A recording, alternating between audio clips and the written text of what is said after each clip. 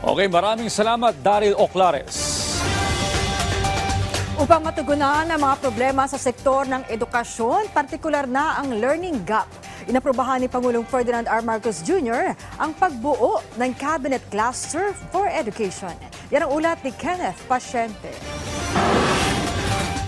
Para mas lalo pang matutukan ang kalidad ng edukasyon sa bansa, inaprubahan ni Pangulong Ferdinand R. Marcos Jr. ang pagbuo ng Cabinet Cluster for Education. Inihayag ni Education Secretary Sonny Angara sa isinagawang sectoral meeting sa palasyo na pinangunahan mismo ng Pangulo na ito ang nakikitang paraan ng punong ehekutibo para tugunan ng matagal ng mga problema sa sektor ng edukasyon sa bansa na pinalala pa ng pandemya. Partikular na rito ang learning gap na ayon sa pag-aaral ay nasa 5.5 years kada bata.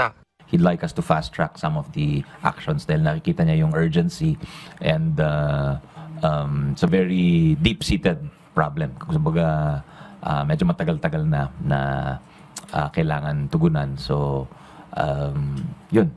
Ano sabi niya, talagang kailangan itong cluster. Pero wag tayo, parang sinabi niya na wag tayo tumigil dyan, just because the cluster is just a coordinating mechanism, di ba? We need to follow through with yung pangangailangan sa bawat sector. Ang naturang cluster, magsisilbing daan para maging centralized o iisa ang mga hakbangin ng iba't ibang ahensya ng pamahalaan ukol sa pagtugon sa mga hamong pang-edukasyon. Paliwanag ng 2nd Congressional Commission on Education o EDCOM2, nagkakaroon kasi ng kanya-kanyang trabaho ang mga education agency na kalaunay hindi naman nagtutugma, kaya nagkakaroon ng problema sa pagpapatupad ng mga ito. Malinaw that DepEd, of course, has to do its work in terms of resolving the learning crisis, but it's not something that it could achieve on its own. Kailangan tulungan talaga yung agencies. Malaki yung ginagampanan ng CHED and TESDA, and it's really the National Education and Workforce Development Plan that is long-term that will anchor them all to make sure that there is one coherent direction. Kabilang sa magiging miyembro ng nasabing cluster ang DepEd,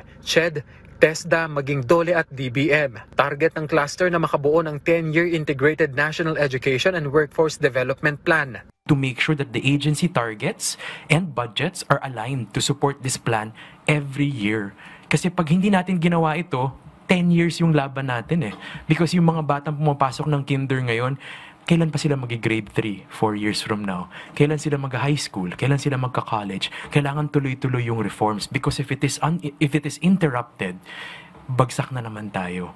Iginiit naman ni Angara na malaking bagay ang cluster upang mapagtuunan ng pansin ang problema sa edukasyon, kabilang na ang kakulangan sa guro na walang kaukulang specialization sa subject na kanilang itinuturo. Gayon din ang kakulangan sa guidance counselor sa mga eskwelahan. Usually, napag-uusapan yan pero hiwa-hiwalay eh. So ngayon, at least yung mga issue na tagpi-tagpi sa mga ahensya, mapag-uusapan itong cluster. Tinututukan din ngayon ng DepEd ang exodus ng language teachers. Na-report sa akin na maraming nag-iimbita sa ating mga teachers for study tours. Ang problema sa tour, hindi na sila bumabalik.